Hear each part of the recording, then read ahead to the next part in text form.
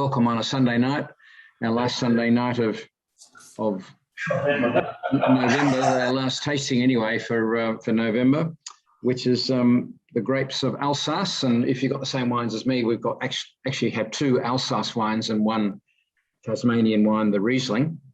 And there's a bit of interest. Well, there's always been interest, I think, for wine enthusiasts about the Alsace region because it's pretty unique. But there's more and more interest now just because of relevance to some parts of Australia. And I'll explain that in a moment about why that is the case. Just before we get going on tasting some wine, I'm just going to refresh your memory about the actual region itself. And I've got my display here. Let me just put this on and get it to going. Actually, I've got to do the. I was fiddling around with this before, so I'll just have to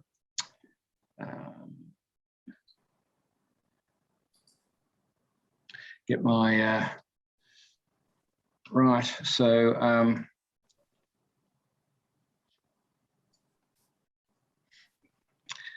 I've got a map of Alsace and some of the interesting points here that about it. So if I just share my screen and I'll show you the interesting bits about it. I'm sure everybody sort of knows that you've got the vineyards here, and they're to the east of these fairly steep, rugged mountains, the Vosges Mountains. And I've got a map of that. There's the, we're up here, where I've got the mouse hovering now. It's this bit of France, way up in the northeastern part of France. Now, Champagne is just to the west here. I think Champagne wins as being the wine region furthest from the equator, but only just. Alsace is nearly the same. So it ranks as a very cold place.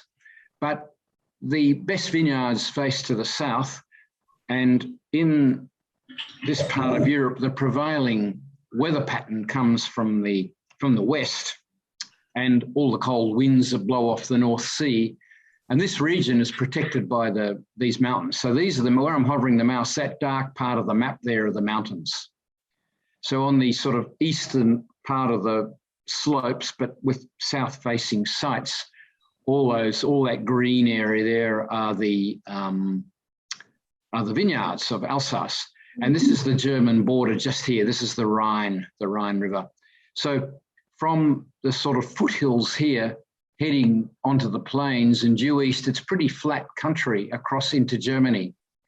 And so famously, the Alsace region has been a region historically that's been, that has experienced both French and German culture over many centuries. So it's a very, very interesting region. And what can happen, what does happen here is that the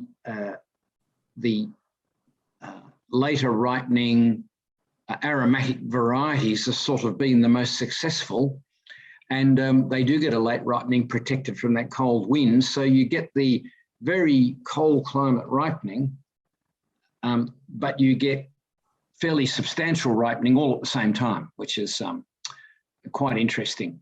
Now, traditionally, the main famous variety in Alsace was Riesling, and where the Germans traditionally made their Rieslings light, delicate, and a bit sweet, Alsace made its Riesling very perfumed and very powerful and dry. And that was the tradition. That's how it's been for a long time.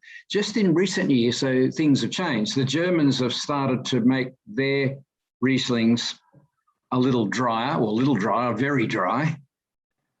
And the Alsace producers have kept the power, but they've introduced a bit of residual sweetness into their wines. So if you taste Alsace wines in more recent vintages, you see quite a lot of fruit power, but you see some sweetness as well from this particular region. And they've been pretty popular consumer-wise.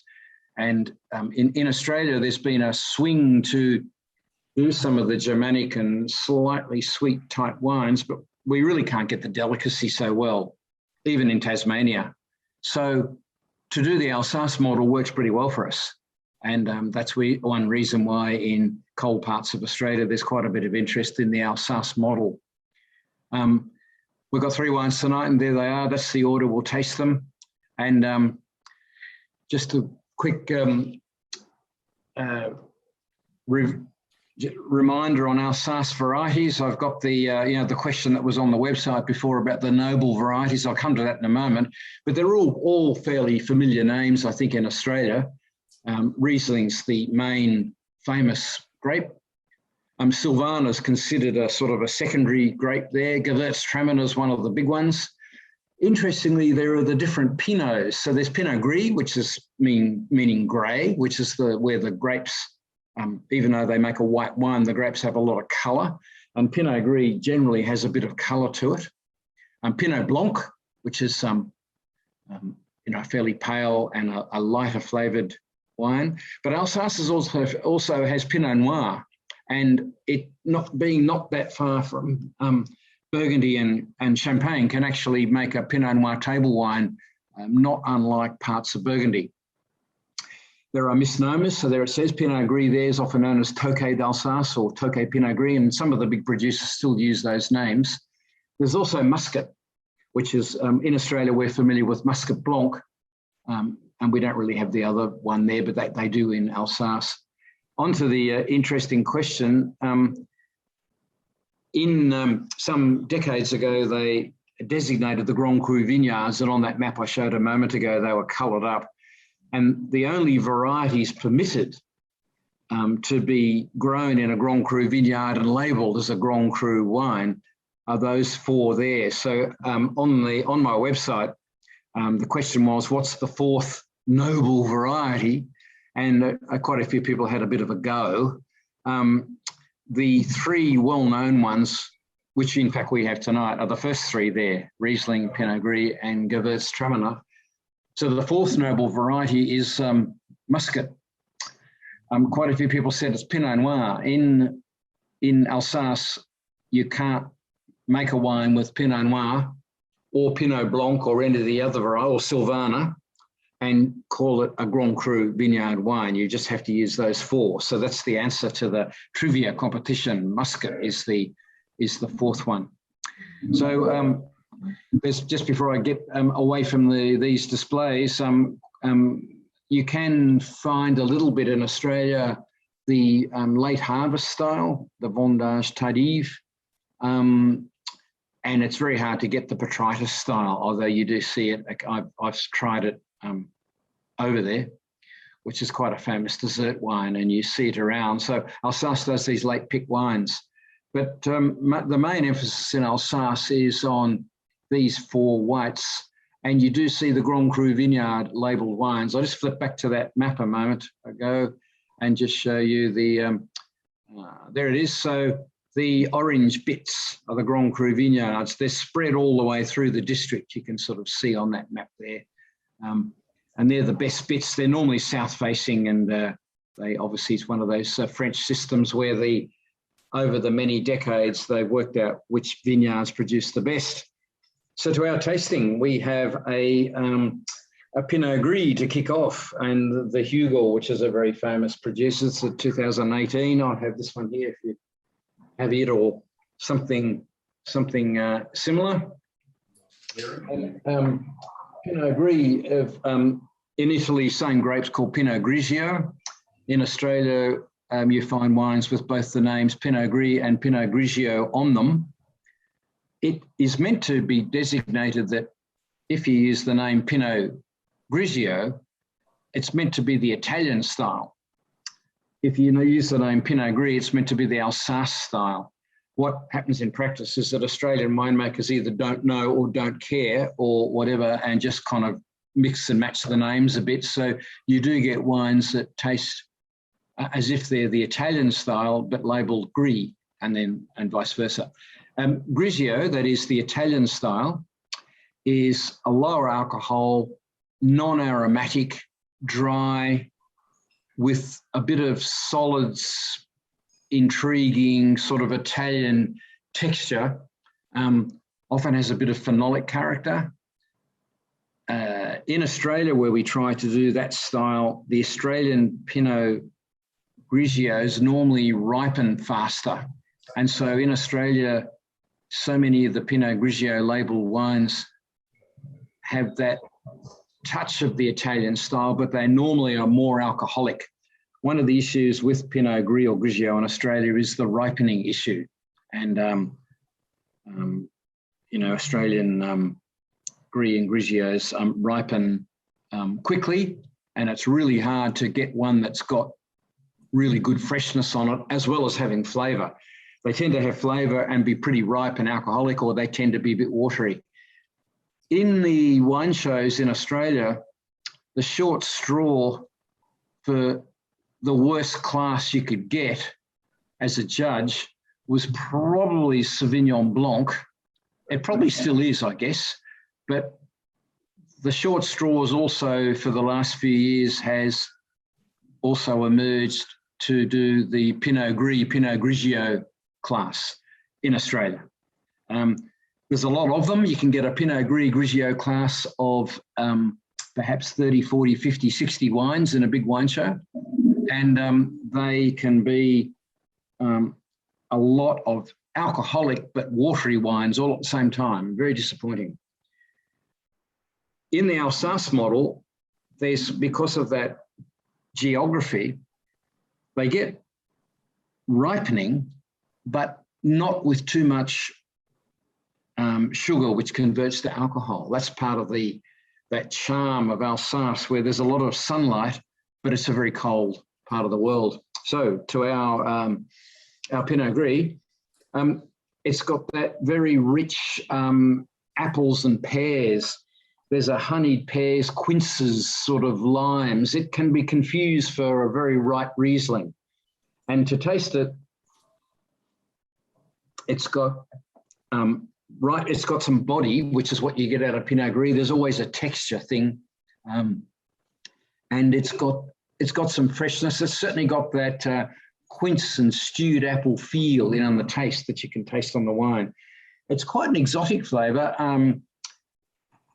Earlier on, before we started, I was talking to Frederick because Alsace is really famous for its food, and there's a blend of French and Germanic styles, and a lot of the dishes are quite powerful, and a lot of game dishes, a lot of very strong vegetables and so on, which we'll talk about later on. But these wines match up really, really well to that. And certainly in Australia, where there's such a big interest in doing fusion of Asian flavours with Western food, Alsace wines can often really do well. And also Australian wines made in the Alsace style. That is quite aromatic, quite powerful wines, and maybe a little big and alcoholic to have on their own, but certainly they can play a role. That wine's quite full-bodied. You can see what I mean by aromatic.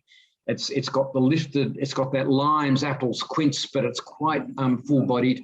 If you look really hard at it, actually we'll come back because when I noticed the alcohol on it, but we might just come back to it after we've tried the others as a sort of comparison. Let's have a look at the Tasmanian Riesling. And we could have had an Alsace Riesling, but the Australia, particularly Tasmania, is making a bit of a thing of doing Riesling that's not like Clare Valley and Eden Valley. And they're the districts in Australia famous for doing the more delicate, bone dry, very acidic, tingling, fresh Rieslings. Clare Valley tends to give you the limes. Eden Valley tends to give you the lemony character. And I think it's very sensible that you don't compete with those styles, because Clare Valley and Eden Valley make a lot of wine. The wines are all very good. The prices aren't high. It's a very difficult market to break into. So to have a point of difference, to do something a bit special, is obviously a very smart thing to do. And Tasmania's pushing along to do that aromatic Alsace Riesling thing. So if you've got the same as me, which is the Stargazer, which is from the Cole River Valley, that's the district just north of Hobart. So it's not the coldest bit, but it's pretty cold. And if you've got that, and I'm going to grab a bit more, when you stick your nose in that, it's got the it's certainly got that lime juice of Riesling, but there's a floral, either dried flowers or fresh flowers, and a very slight herb aroma on it. But there's a lot of that fresh limes, and on the palate, it's got that. It's on the palate is where it differs from Clare Valley and Eden Valley. They would be dry and very mineral, tingling acidity. This wine's got the acidity, but there's a touch of sweetness just to soften that acidity. And there's a little slightly creamy sweetness feel on the wine. I don't know how much sugar's been left in it, not very much, but just enough to soften it off and give you that bit of palate feel. And that sort of aromatic floral limes and a little bit of palate feel from just a little bit of sweetness is very much an Australian producer trying to make an Alsace style. And it's becoming pretty popular. Again, very popular if you're doing Asian fusion food dishes. I find the wine, that's very fresh, very delicious, and it's very nice indeed. Steve and Warren, looking on, you guys have you got the same wine as us, the Stargazer, or okay, how do you find it? What do you think the sugar is in that? It's hard to tell. I'd like to know what the acid is. I couldn't imagine it'd be more than 10 or 15, you know? Yeah. I would have said lower. Yeah. Lower, it's only just injected. Depends on the acid. Yeah, it's hard. I looked on their website and I was looking for the information, and they talk about, at 12, 15 grams. So, but they don't say what this wine is. They just talk about their philosophy. So, so for everyone's interest, Steve and Warren sitting there looking at us are both winemakers. So I was interested to see how their palates would find the wine. How do you find it overall, Steve and Warren? That Riesling, do you like it? Yeah. It's an interesting departure in style from what we're used to. Yeah. But it's delicious. Yeah. Yeah, it is. Yeah. So it is an interesting point of difference from Clare and Eden Valley. Let's try the third wine, and then we'll sort of come back and talk about the style and the alcohol and whatever. The third wine is really, really interesting wine. It's Gewurztraminer, which is one of the noble varieties in Alsace. Best served really, really cold. If you are ever choosing wine and you offer people a Gewurztraminer, because in Australia, Gewürz or Traminer, whatever you want to call it, a lot of Australians still call it Traminer. If you're as old as me, you'd remember the days of Traminer Riesling and Traminer blends, and it was a way of making a cheap white. A lot of people get the shivers if they think that you're going to serve them Traminer, but if you don't say anything and you serve it, it's so exotic, it's so appealing. So stick your nose in that wine, and you can see such an exotic flavour. If you've got the same wine as me, there's rose water. You know the smell of Turkish Delight nougat, which is rose water? You know, there's a real rose petal, rose water, exotic aroma on that. And then on the palate,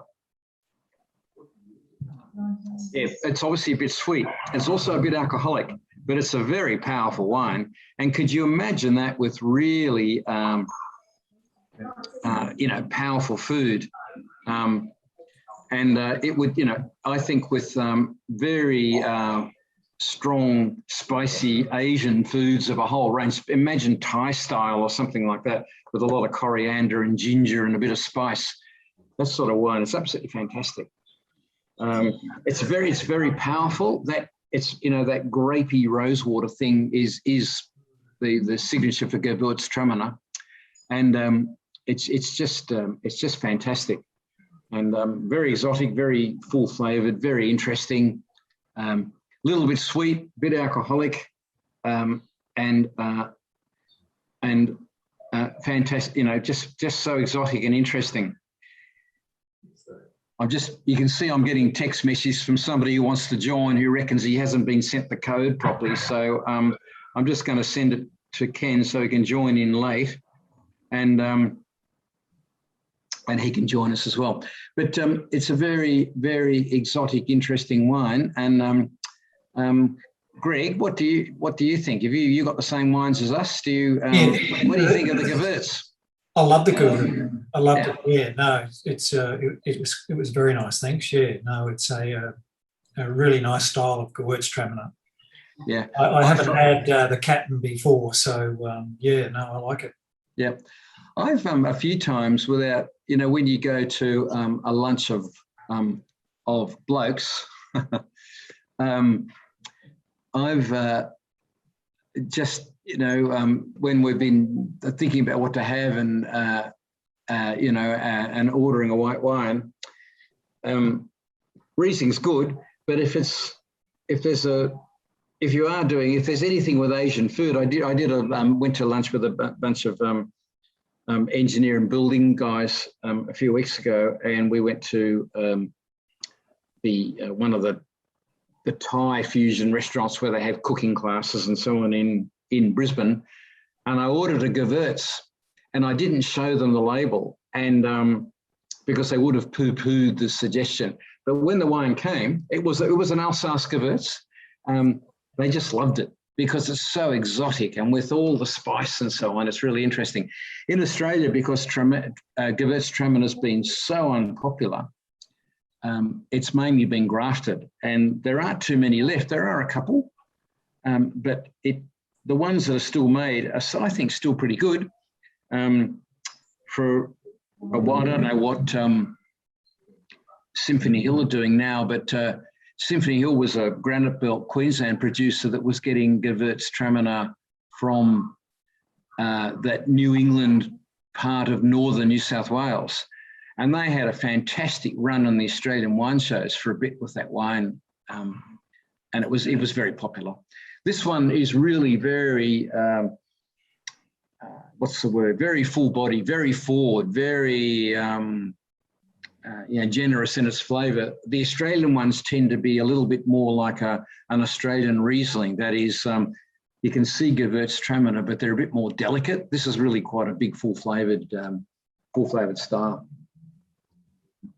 Now, the interesting thing about these is that the Gewurztraminer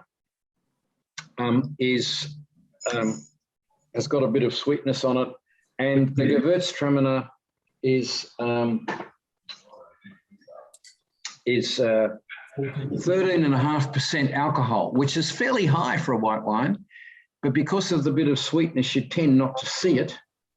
The Tasmanian Riesling is, let me find, there's 12%, pretty low. If you go back to the Pinot Gris, taste it and tell me the alcohol. Because I think on the Pinot Gris, the big criticism of Pinot Gris is it tends to show its alcohol a bit if you're not careful. So when you go to that Pinot Gris and you have a sip, after you swallow and you're sort of looking at that persistence thing, there's a very slight, just a very slight hotness feel. You can just feel at the back of the palate, there's a little bit of evaporation from the alcohol, just a little. And that's the big criticism of Australian Pinot Gris. They do that quite a lot. This has been the Alsace model. They've got that under control, but you can see that Pinot Gris would not want to be any more alcoholic than it is. It's just on the cusp of being quite an alcoholic style white wine. So it's interesting to try and taste and see what it is. I'm going to have a look. And it is, there you go, it's 14%. That's pretty high for any white wine. That's a pretty high level. So it's no wonder you can taste it a little bit. So if you're trying Pinot Gris or Grigio, from an Australian producer, look for the apples and pears aroma and try and see if there's aroma there, and then look for it finishing soft without too much alcohol, without too much warmth on it. And if you find an Australian Pinot Gris or Grigio like that, let me know, because I'll go and buy some. They're really hard to find. And having said that, there are some producers that have done okay. They tend to be pretty cold parts of Australia. So there's Pemberton in Western Australia's got one called Pemberley that's done really well in the wine shows. There are a couple from Mornington Peninsula and Tasmania, but it's been one of those kind of holy grail things for producers of Australia to try and make a Pinot Gris or Grigio that will do well in the wine shows. It doesn't affect sales. Pinot Gris, Grigio wine sales are pretty high, and where once upon a time people would ask for Sauvignon Blanc, they now ask for a Pinot Grigio or Gris, but very, very checkered results. So this one here is, I think, a really good example of, you know, a good middle of the road, better quality Pinot Gris, but just giving you that fairly warm alcohol taste. But would be really good with very strong flavoured foods. Knowing that, when you come to that to the Tasmanian Riesling, you can see how delicate it is compared to the other two when you come to it. Very light, very fresh, sort of probably more on that green apples, a little bit of limes, slightly tart, just a little bit of mid palate to it, just to soften it. And it's done really well. Even though there's a bit of sugar left on the wine, it finishes very clean and fresh and acidic. The Gewurz, well, what an exotic package that is. And, you know, for the really powerful Thai style food, that'd be very interesting. So if in doubt, if you're heading off to an Asian restaurant with lots of strong Asian flavours, Gewurz can be one.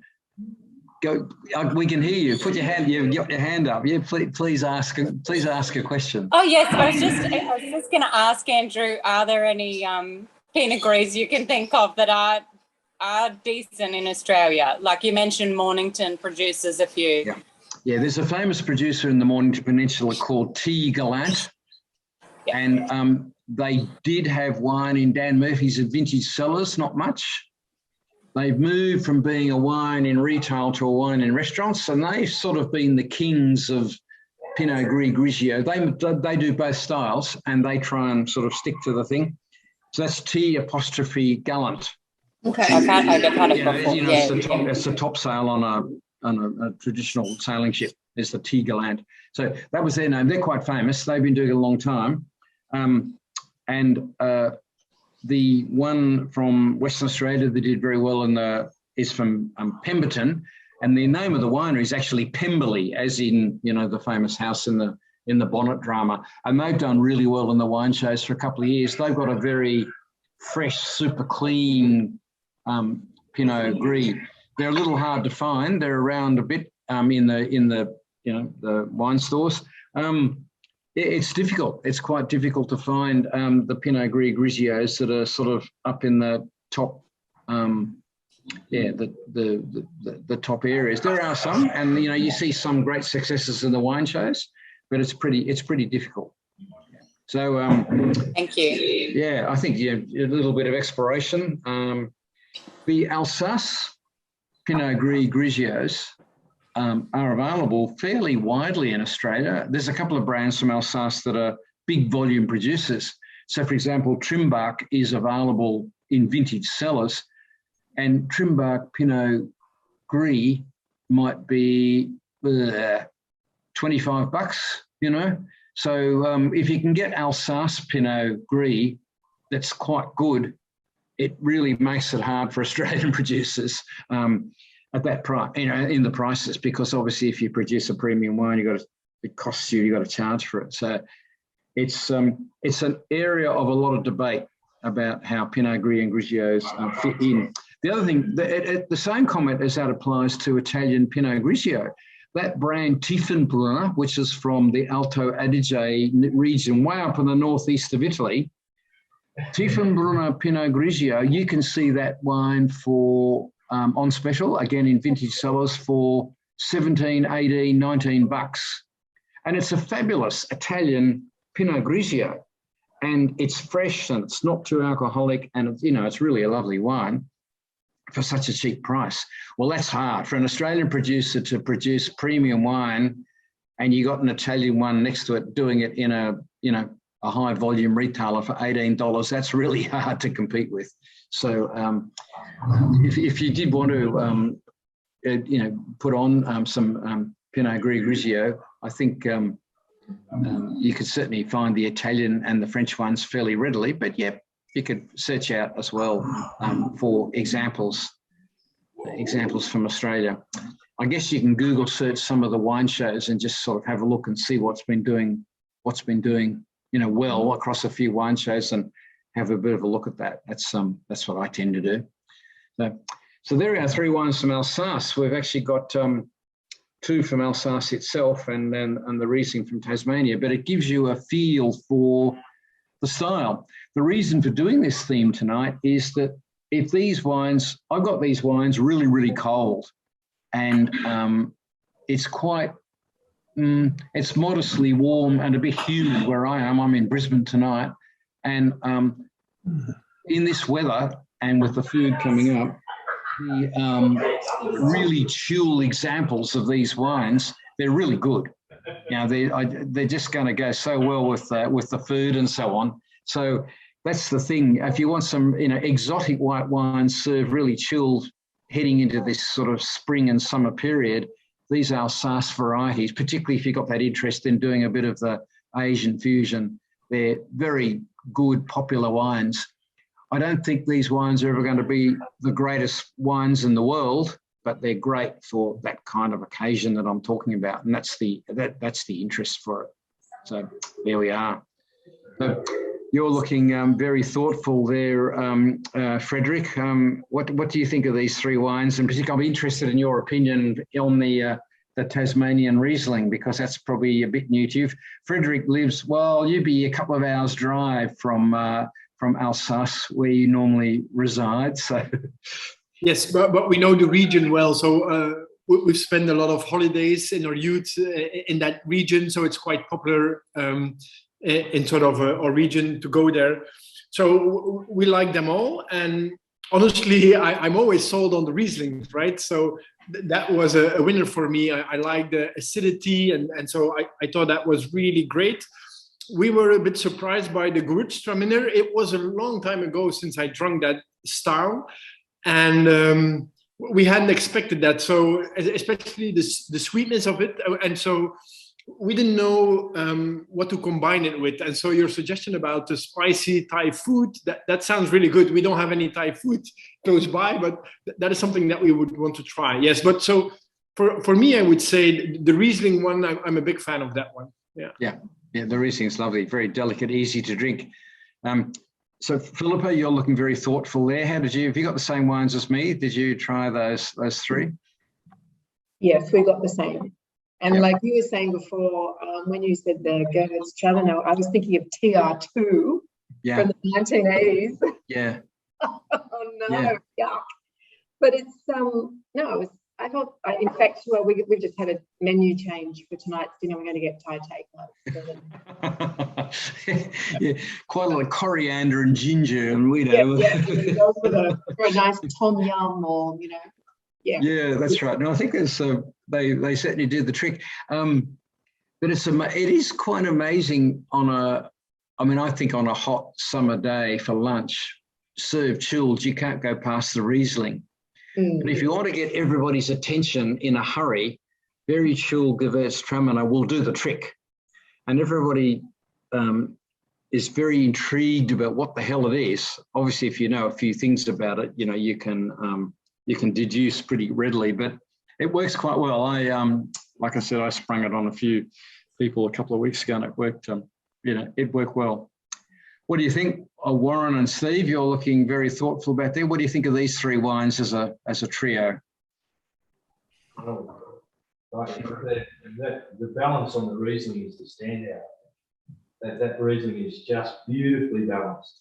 You know, there's that little hint of sweetness, but the acid tail on that is fantastic. Yeah, and also the other two wines are they're much more powerful than I remember when I went to Alsace. They're really big wines, you know. They've got big flavour and big alcohol, and they definitely need food. And they'd be great with food. I've got a question for you, Andrew. Actually, I know what a great advocate you are for storing wines for long periods of time. However, when I went to Alsace, I went to a little village called Kaisenberg, which was just near Colmar, and I bought a wine at a family winery there, and it was a Gewurztraminer, and they told me, "Oh, you need to keep this for 10 years before you drink it." Now, is that like typical of wines from that region, that they have aging potential like that, or was I being told a story? No, I think the same comments apply. You know, if the wine's really well balanced and got plenty of natural acidity to carry it, obviously they'll age okay. And again, it's also what style you want. I've had some old Alsace stuff, and because of that acidity, they do age, you know, well. The thing is, they do take on that marmalade-y lime juice concentrate fairly quickly, which some people don't mind. And they can be very viscous at a short time. I think, you know, some of the Alsace wines at 5 to 10 years get amazing viscosity on them, which is not my taste, but some people love that sort of thing. So, you know, a conventional take on it would be that the wines age in that way to give you much more of that power for the food thing. So, you know, that's okay. I prefer fruit power. I like the fruit. To me, the aromatics of the fruit are what, you know, what are so good about these things. And if the palate's in balance too, well, that's terrific. So, yes, to me, I wouldn't be aging any of these, but yes, people do, you know. And look at Ken Gilman there looking on. Now, I know Ken used to love anything ancient old wine, but he's come back from the dark side, more or less, I think. He dwelt on the dark side for decades and decades, but he's probably reformed now these days. That's not quite true, Andrew. Well, no, I do very much agree with Andrew. I think we used to keep wines much too long. And that was very much a thing of the old English wine trade. You know, we were told that, oh, the wine will come into balance if you keep it long enough. Like Andrew's just said, if it's not balanced to begin with, it won't suddenly become balanced. Yeah. In the UK wine trade, I don't think you see that much Alsace wine, do you? Not Can sure. you remember? No, I can't. Is the quick answer. Yeah, I mean, there's all the German Rieslings and German styles, you know, and there are the blended German wines from the Rheinpfalz, you know, which are a blend of Riesling and Gewurz. So they have that fruitiness and so on, but they're much more sort of delicate, sort of straightforward, dilute refreshment style, as distinct from these things, which are really powerful and exotic. Yeah. Yep. Yeah, they're interesting. So the thing to do would be to do some exploration then of these sorts of styles, but made in Australia. So try yourselves, if you do want to do some exploration of Australian wine, and this is one you can do very cheaply, get Clare Valley Riesling, Eden Valley Riesling, and Tasmanian Riesling, and line them up. And if you really want to do it, you could get yourselves a German Riesling and an Alsace Riesling. They're all the same variety, obviously, but there's quite a variance. Now, in the Clare Valley, you get variances even within Clare Valley. So to do this sort of experiment, you'd want to get a Riesling from that Polish Hill sub-region, and because they're fruitier. Yeah, what's your question? Sorry, I'm sorry to interrupt you while you're talking about this, but while you're talking about sort of the variety within Australia, in terms of the variety within vintages themselves, so we just happened to be lucky and we had the 2020 Stargazer as well downstairs in our fridge, so we decided we wanted to both side by side. Yeah. And I was curious, you know, what was 2020 like in Coal River for Riesling compared to 21? 21 was better. A bit fresher, a bit more acidic. 20 was pretty good, but they had a bit of rain, so it would rate as a good, very good, but not as good as 21. 21 was considered pretty good down there. They're both pretty good years though, so they should both be good. The 21 should be super zingy, super acidic, I would have thought, and it's probably got a little bit of that just very clever sweetening just to soften off the acidity. Otherwise, it'd be too tart. Okay. Yeah. But what you're doing is good, and I'm suggesting that anybody who wants to have a bit of a tasting for themselves can get some Tasmanian Riesling. Yeah. Any suggestions, Andrew, for some Clare Valley ones to try? Yeah, I think O'Leary Walker Polish Hill River's pretty readily available and gives you. They've got the Watervale as well. Watervale is a very austere, steely style Riesling, whereas Polish Hill is a bit more floral and soft. Also in Polish Hill you have Pikes and a few producers like that, and those Rieslings are really lovely. I mean, from Eden Valley, you've got a number of producers that you can choose from to try some Eden Valley Riesling. But if you line up Pipers River and, or Tasmanian Coal River Valley, any of those Riesling, I think Pipers River Rieslings are probably the most lean and Germanic of the Tasmanian Rieslings, but line them up with Clare Valley and Eden Valley, and you can have a terrific sort of taste off of Rieslings, particularly as the weather warms up and you want those really fresh acidic styles. It's a nice sort of tasting to do, and can work out pretty well. In terms of Australian Gewurzes, they're around. Napstein is a fairly famous producer in the Clare Valley who makes Gewurztraminer still, and they're quite good. And they're not unlike a Riesling. Yeah. What about Pooley? I don't know Pooley. I don't know Pooley Gewurz. So Tasmanian Gewurztraminer would be worth a try. I can't say much about that. Recommend it. Yeah. Okay. Now I'll give. Yeah,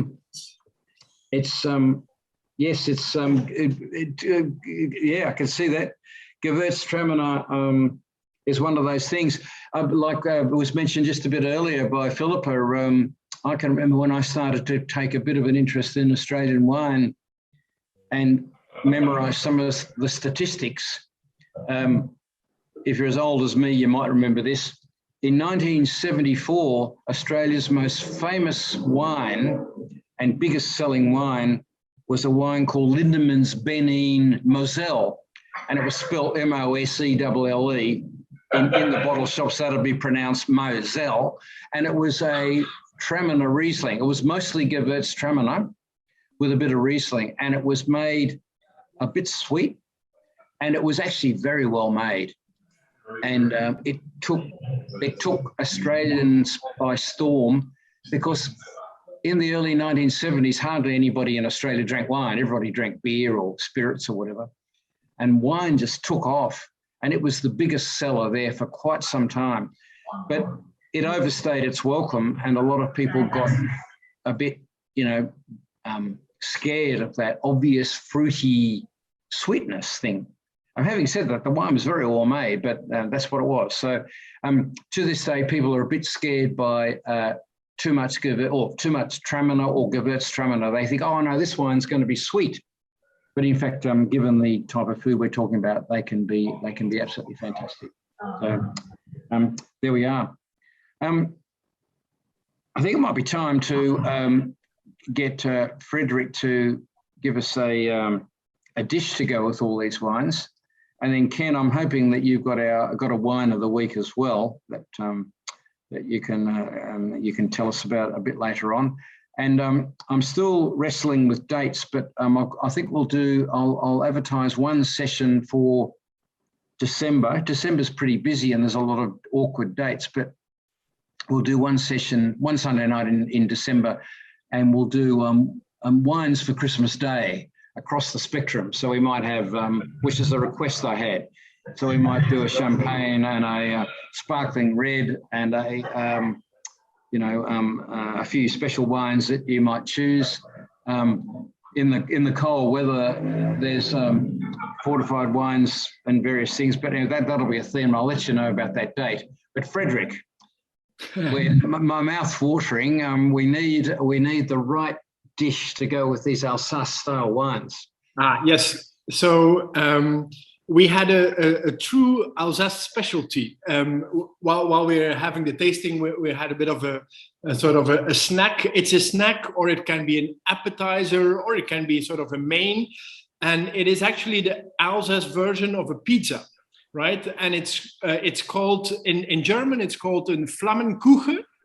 And in French, it's a tarte flambée, right? And so it's like a pizza, but it has a very thin sort of crust. It's very thin dough, and you put some fromage blanc or crème fraîche on it, very thinly sliced onions, and smoked bacon. And so that is it. And you put it in an oven, and that's it. And it's very thin and crispy, and it fits perfectly. I think, especially I think with the Riesling, it would be sort of a perfect match. Right, and it's very popular, and I think it's ideal to do it with a wine tasting, not that heavy, and you can share it with different people. Yeah, sounds wonderful. I think in Australia too, we'd probably try that, and we might just put just a tiny bit of ginger and a little bit of coriander on it at the end, just to go with the Gewurztraminer. That's it.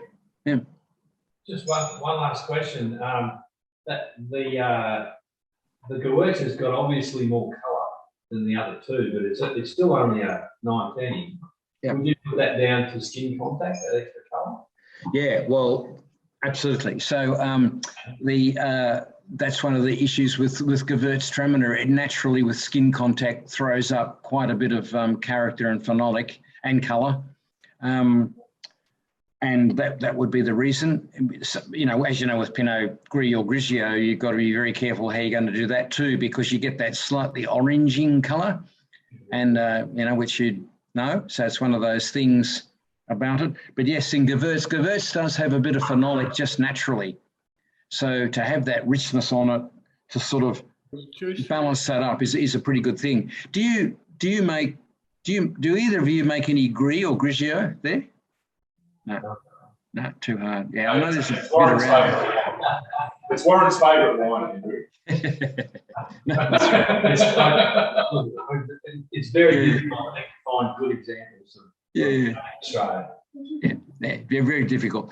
I tried Syrahmai's Pinot Gris at the Queensland Wine Awards, and it's quite sweet. I was surprised, actually. It's quite sweet, but it's obviously a style. It's quite popular. They sell a fair bit of it into the Fijian and Pacific Island resorts, interestingly. So when Australians go for a holiday there, they can buy Syrahmai Pinot Gris, and it sells pretty well. So there we go. Ken, we need a wine of the week. What have you got for us this week? Good evening, everyone. Simple, quick, easy, available, and Riesling as ever. Parongarup, I'm sure I've said this before, the Parongarup Rieslings, I think, are some of the finest Rieslings in Australia. They're just built for oysters. And I just got my latest delivery of the Castle Rock, which I've been buying for many, many years now. And the 21 Castle Rock Parongarup Riesling is just to die for. I suppose it's not everybody's taste. It's very delicate. It's got very fine finesse of fruit character and great purity of fruit character. But it's exquisite for anybody who likes that kind of Riesling. So yes, Castle Rock 2021. Cheers. Yeah, thank you, Ken. That's great. Well, so Paronga up, I think most people know, that's that region in the south of Western Australia. It's pretty famous for Riesling. Franklin River's just a bit north, and it's also an area for Riesling that I didn't mention before, but pretty famous for Riesling as well. So, yeah, interesting to try. Greg, you're looking very thoughtful there. How did you find these three wines and the food matchings and the suggestions? I enjoyed all three wines. I thought the first two were particularly high in alcohol and were a little bit burny in the at the end. And with the Pinot Gris, I wasn't quite sure that the fruit was following it all the way through, and there was that burning sensation may have just overtaken it a little bit. And I was a little bit surprised at the 14%. Yeah. And the Gewurztraminer was 14% alcohol in my bottle, and so was the Pinot Gris. Yep. Yeah, you don't see it on the Gewurz, do you? Yes, mine says 13.5, but it's only half. Yeah, so I'm not sure why that is, but mine was 14. Yeah, but it's you sort of just don't see the you don't see hotness on the Gewurz. It's got all that extract. No, it's got that sweet, some nice sweet, but certainly the alcohol I thought was quite not dominant, but it was certainly there, and and I enjoyed the Riesling. So, but I'm not going to have any of those for dinner tonight because it's pizza night. So I've got a lovely Chianti organised. It was specifically ordered to go with the pizza, so a nice Chianti. What a put down for Chianti! It's a lovely pizza wine, isn't it? By the way, I recommended the Albola Chianti Italian that last week, I think, or the week before. Yep. Has anybody managed to source it and try it? Yes, we did.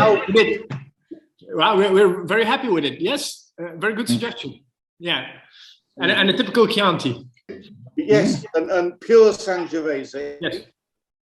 And again, I like it because it's got beautiful purity of fruit character and flavour. And what a good price. Mm.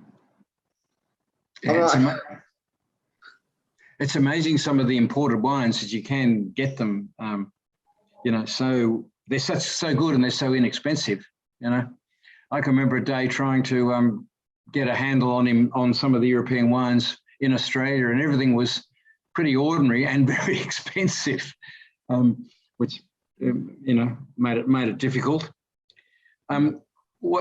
Warren and Steve, what's the food you've got lined up for tonight to go with these wines? Have you stuck to theme, or are you doing a departure?